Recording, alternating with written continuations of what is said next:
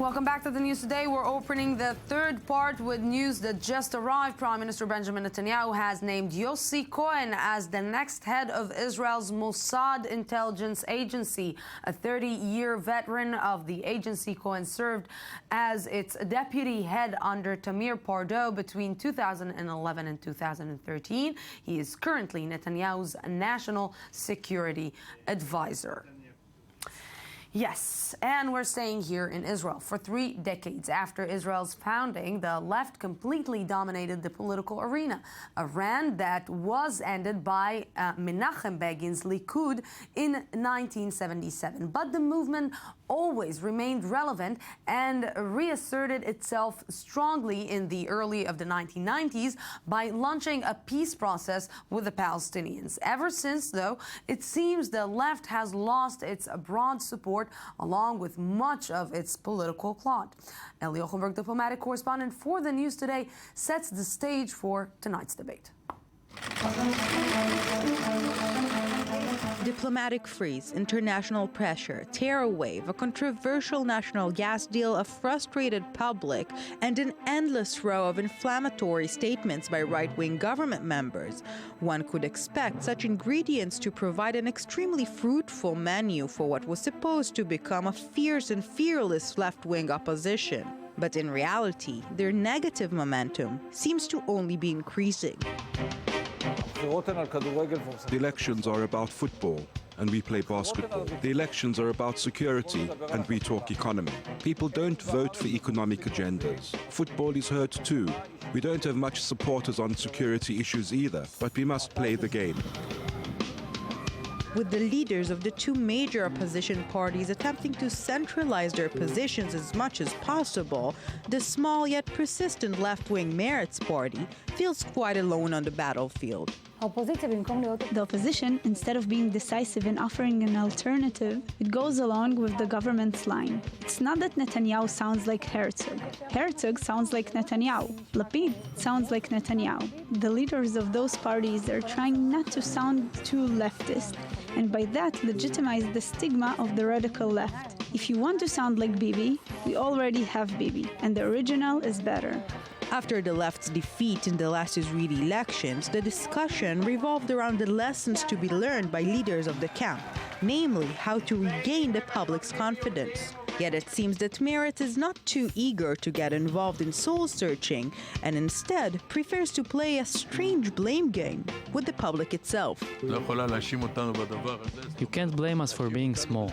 People don't vote for us because we are small. You need 2 to tango. And we tango well. We just lack the realization of love afterwards. Deep down, people know we are right, but they are too afraid. But until fear will no longer be a strong motive for people's votes, the pressing need for a shift in the left's perspective is beginning to sink in, at least for some. We are selling the public a popsicle, but we don't say that. We say, here is something to keep you cooler. We suggest a security solution, but not in the right package, ending the occupation as a solution to Israel's security problems.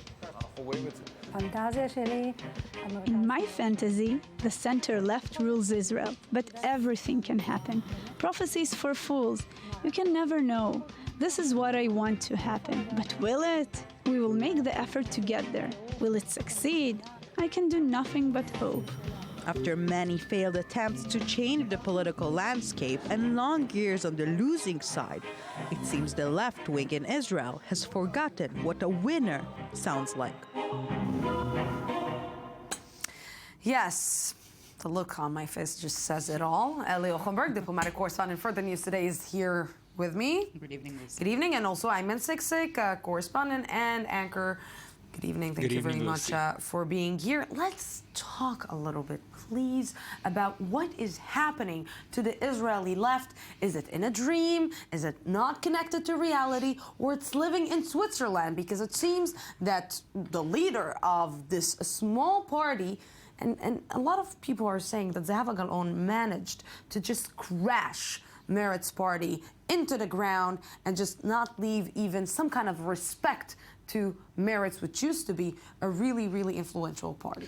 Yes, well, I don't think we can blame the entire void of the Israeli left on the small Meretz party, but, you know, I don't think that anyone will doubt the fact that Meretz is filled with hard-working parliamentarians, people who really are passionate about public affairs and social and economy matters, but they seems to be discussing, or as we've just heard in the report, playing the wrong game. Well, the game is about security, they're talking economy, they're talking human rights, and offering nothing about the substantial issues that Israelis care deeply about. And if we're looking at the more general state of the left-wing bloc, there is no left-wing bloc. We see a centrist bloc of the Zionist Union led by Isaac Herzog, who is obviously not going to be the next prime minister, and Yair Lapid, who attempts to be, but he's quite busy in making himself look like the leader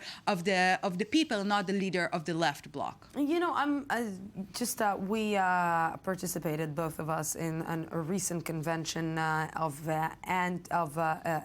the Peace Convention of Haaretz newspaper, and you participated in a panel that says why the young people are not voting for the left. And I wonder why the young people are not voting for the left. I'm seeing the campaign of Meretz in the last elections, seeing Zava Gal'orn in a party, dancing, taking some vodka shots or whiskey shots or whatever. Is this the way to connect to young people who are really, really politically motivated and not that stupid? Well, Lucy, if Ali said that Meretz is a small party and we can't put it all on Meretz, let's look at the bigger parties that used to represent the left. The Labour Party, what used to be the Labour Party, has rebranded itself as the Zionist Union. Now, if you look at what happened with Arab voters who used to vote traditionally for the Labour Party, they suddenly found themselves in a crisis having to vote for a party called the Zionist Union, and in Hebrew it translates into the Zionist camp. It sounds much worse in Arabic, as you know. Yes. So this really alienated a lot of Arab voters. There's a crisis in the left of identity, of branding and rebranding and failing at rebranding. And what's happening now, and I think this is the real change in the left in Israel, if we look at what constitutes a left, it's opposing the coalition's main policies. It's talking about a peace process with the Palestinian Authority and the Palestinians in general. And who's doing that in Israel today? It's the Arab parties. It's the joint list of Arab parties. And they've come into that void of what used to be the left's role. If you look at the left in Israel, it's all about the Arab parties. The let's say united list, let's call it, it's not that united, and we know that because there are some Islamic movement, let's say a sector, and there is the more religious sector, and there is the socialist sector, and there is the you know, it's not that joint, it's not that united. And on the other side, we are seeing, just this week, Yossi Sarid, one of the Meretz leaders, he passed away. And, you know, in one way or another, there was a consensus in the Israeli society that he was a leader. He was Absolutely. a leader of the left. He didn't. And one of the best, if not the best, education ministers Israel has ever had. He wasn't an education minister for a long time. Let's. But we've mentioned the campaign, and if we'll go back to the campaign, many use the Yiddish word, the Gewalt campaign, the cry for help campaign of the Meretz party, which says that if you don't vote for us, we will disappear. And I interviewed the leaders of this party, and as we've seen in the report, there's a severe lack of enthusiasm, a severe lack of true belief that they can do it. They can regain the public's confidence and rule Israel. And this is something, this defeated approach, I think that this is a key point in why they continue to lose. Well, Netanyahu, with his, very confident presence, no matter what he says, he shows confidence, and this is something the left hasn't done for many years, and it is a very major problem. And of course, if we want to talk about Israelis need security, and this is not actually showing any security on the horizon. If maybe if we were living somewhere else. Well, it's true that while Meretz has been focusing a lot on gay rights, on the right to travel, on Sabbath in Israel, which is not by law permitted, and things that people care about socially speaking, they haven't focused a lot on security or not at all. And this is something that's very, very beneficial for the Prime Minister, who keeps winning yet again and yet again.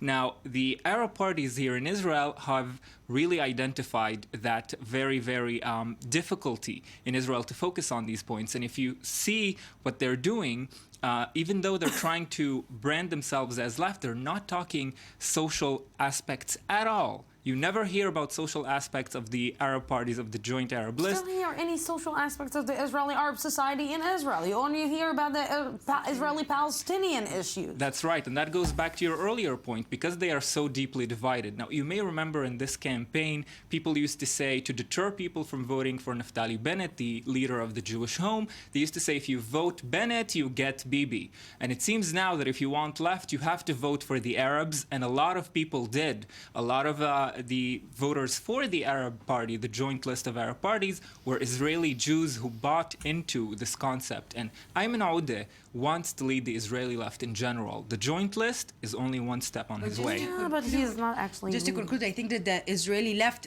does deal with security issues, but as said, it's not branding it correctly.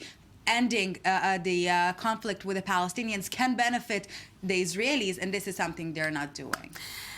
There is no left. This is the conclusion. Yes. Thank you very much, Ellie and Ayman. Thank you for giving us optimism. Yes.